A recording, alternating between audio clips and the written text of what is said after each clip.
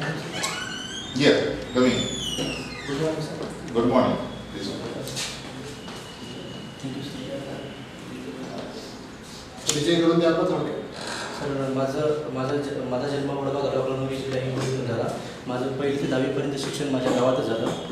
माझं 12वीचं शिक्षण सरस्वती कॉलेज परभणीतून झालं आणि मी कला या शाखेमध्ये YCMA मधून डिग्री पूर्ण केली सर. बरं. YCM मधून केले. हां सर. आता YCMचं ब्रीद वाक्य सांगाल तुम्ही मला? ज्ञानगंगा घरोघरी सर. काय अर्थ होतो याचा? जे की शिक्षणापासून काही वंचित घटक राहतो त्यांना मुख्य प्रवाहामध्ये आणण्यासाठी ही YCMU कार्य करते. तुमचे कळमनुरीचे आमदार कोण आहेत? माननीय संतोष गांगर सर. ते सध्या खूप हेडलाईनवर असतात, याचं कारण काय नाही? त्यांचं ते प्रत्येक जे काही घटना घडते महाराष्ट्रामध्ये त्याच्यामध्ये त्यांचं काहीतरी काहीतरी वक्तव्य असतं, त्यामुळे ते चर्चेत असतात. बरं. किती कट ऑफपेक्षा किती लीड आहे तुम्हाला? सर 5 मार्काची सर. कोणत्या कॅटेगरी आहे? EWS. EWS मध्ये. आतापर्यंत किती परीक्षा दिल्या आपण? हा माझा दुसरा अटेम्प्ट होता सर. पहिला अटेम्प्ट 2020 मध्ये दिला होता सर. PSIचा मेन्स दिली होती. मेन्सला 2 मार्कांना कटलं होतं सर. आता काही ठिकाणी तलवार घेऊन आमदार महोदय असं बाजी करताना दिसत आहे आणि तुम्ही पोलीस अधिकारी आहात आणि तुमच्याच तालुक्याचे ते आमदार आहात आणि तुमची पोस्टिंग त्याच तालुक्यात आहात, तर तुम्ही काय ॲक्शन घेणार का? त्यांना समजून सांगणार का? ॲक्शन घेणार का? कायद्याने FIR रजिस्टर करणार? सर हे शस्त्र घेऊन सार्वजनिक ठिकाणी दाखवणे हे चुकीचं आहे. त्यासाठी मी त्यांना समजून सांगणार सर की तुम्ही असं हे सार्वजनिक ठिकाणी, कारण त्याच्या समाजावर किंवा नवीन युवा पिढीवर त्याचा वाईट परिणाम पडतो असं त्यांना समजून सांगणार सर. त्यांना समजून सांगा. ठीक आहे. पण आणि जर सर्वसामान्य एखादा असेल व्यक्ती, त्याने जर तलवार घेऊन फिरत असेल बाजारामध्ये, तर तुम्ही काय करा? त्यालाही समजून सांगा. त्यांना त्यांची ती योग्य ती चौकशी करून त्याला पोलीस स्टेशनमध्ये बोलून त्याची चौकशी करायची. मग एक म्हटलं जातं फंडामेंटल राईट्स आहे, आर्टिकल 14 ते 18 तुम्हाला माहिती असतील. हो सर. काय? कायद्यासमोर समानता. कायद्यासमोर समानता, राईट? हो सर. जर कायद्यासमोर समानता आहे, तुम्ही आमदारांना समजून सांगताय आणि त्यांना पोलीस स्टेशनला चौकशीला बोलवताय, म्हणजे तुम्ही कायद्याचं समानतेने पालन करतायत का? यावर आपलं मत काय? मतं आहेत का? हो सर. त्याच्यामध्ये मी दोघांना पण समान न्याय देण्याचा प्रयत्न करेल सर. नाही, समान न्याय द्या. तुम्ही न्याय देण्याचं काम जजमेंट करेल, जज करतील, न्यायालय करतील. तुमची भूमिका काय? व्हॉट्स युअर रोल?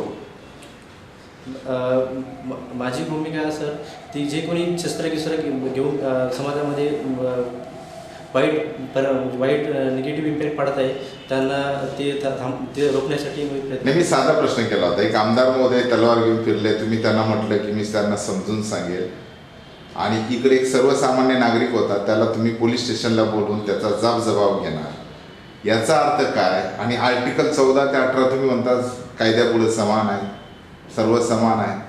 मग इसं तुमच्यामध्ये कॉन्ट्राडिक्टरी सिच्युएशन काय येते हे मला कळलं नाही.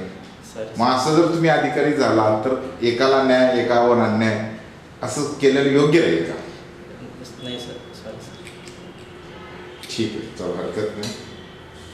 सध्या मराठा समाजाचं खूप आंदोलन चालू आहे. तुम्हाला मराठा समाजाला 10% आरक्षण दिलं, याकडे आपण कसे बघतो? मराठा समाजामध्ये मागासवर्गीय आयोगाच्या अहवालानुसार मराठा समाज हा मागास आहे, त्यामुळे त्याला आरक्षणाची गरज होती. त्यामुळे 10% आरक्षण हे काही मराठा समाजातील शिकणाऱ्या विद्यार्थ्यांसाठी फायद्याचं ठरलं. पण माननीय जरांगे पाटील साहेब यांची मागणी की OBCतून आरक्षण द्यावं. हो सर. इकडे शासनाने 10% आरक्षण दिलंय, मग आता नेमकं काय? जरांगे पाटील यांची मागणी आहे की OBCमध्ये आरक्षण द्या, आणि सरकारनं जे आरक्षण दिले ते स्पेशल SCBC हे SCBC या कोट्यातून 10% आरक्षण दिले.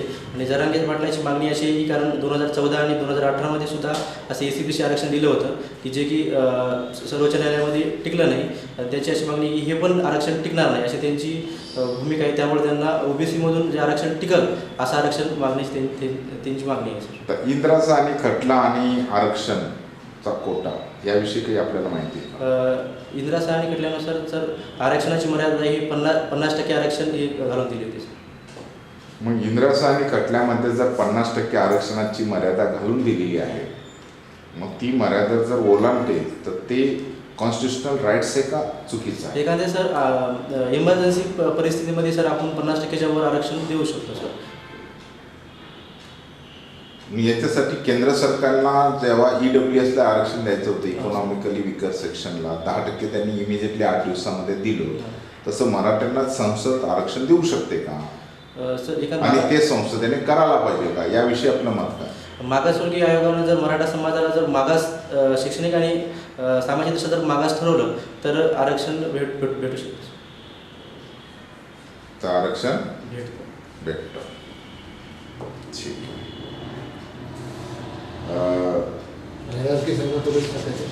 सर पोलीस शिपाई, पोलीस हवालदार, सहाय्यक पोलीस उपनिरीक्षक, सहाय्यक पोलीस निरीक्षक, ये पोलीस निरीक्षक, DYSP, assistant DYSP, SP, police उपमहासंचालक, पोलीस महासंचालक. DYSP आणि ACP यातला फरक आहे? सर DYSP हा ग्रामीण भागासाठी असतो आणि ACP हा शहरी भागासाठी असतो. कायदेशीर फरक सांगा, काहीतरी फरक आहे? सर DYSPला एखादा कायदा व सुव्यवस्था म्हणजे समजा एखादा लाठीचार्ज वगैरे करायचा असेल तर तिथल्या स्थानिक जे महसूल अधिकारी असतात त्यांची परवानगी घ्यावी लागते आणि ACPसाठी स्वतः ते निर्णय घेऊ शकतात शहरी भागाचे. बरं, ठीक आहे. तुमचा नकारात्मक गुण हे राग येतो. हो सर. तेच. आणि पोलीस खात्यामध्ये राग येणं हे फार घातक आहे. हो सर. मग तुम्ही पोलीस खात्यात योग्य आहात का, आणि ते कसे योग्य आहात ते आम्हाला समजून सांगा. सर राग येतो पण असं कुठल्या पण गोष्टीचा राग येत नाही. जर म्हणजे स्वतः माझा राग आला तर मी स्वतःवर राग काढत असतो, मी दुसऱ्यावर राग नाही दाखवत. कारण समजा माझ्या मनामध्ये काही गोष्ट घडली तर मी दुसऱ्यावर किंवा इंटरॅक्ट नाही करत. म्हणजे तुम्ही सुसाईड करून टाकता नाही, असं सुसाईड वगैरे म्हणायचं? नाही करणार, पण स्वतःला नाही, स्वतःवर राग काढणे म्हणजे काय करणार? कसं नेमकं काय ते क्लिअर करा. म्हणजे समजा मी ठरवलं की आता 8 घंटे अभ्यास करायचा, तर माझ्याकडून जर अभ्यास नाही झाला तर मग स्वतःला थोडंसं गिल्टी फील किंवा स्वतःला राग येतो सर.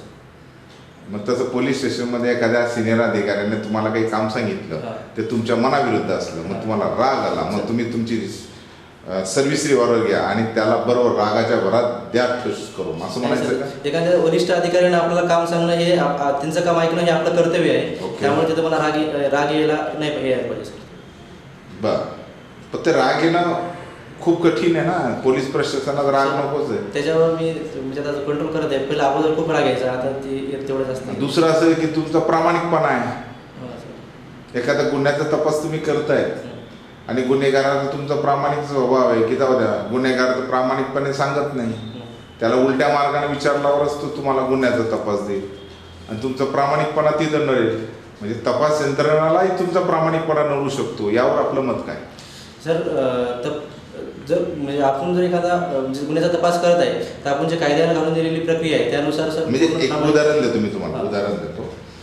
एका गुन्हेगार लपलेला आहे साधारणतः पैठण तालुक्यामध्ये. तुम्हाला त्याला पकडायला जायचं आहे, डिटेन करायचं आहे. आता तो आणि तुमच्याशी फोनवर बोलतोय, तुमचा स्वभाव प्रामाणिक आहे.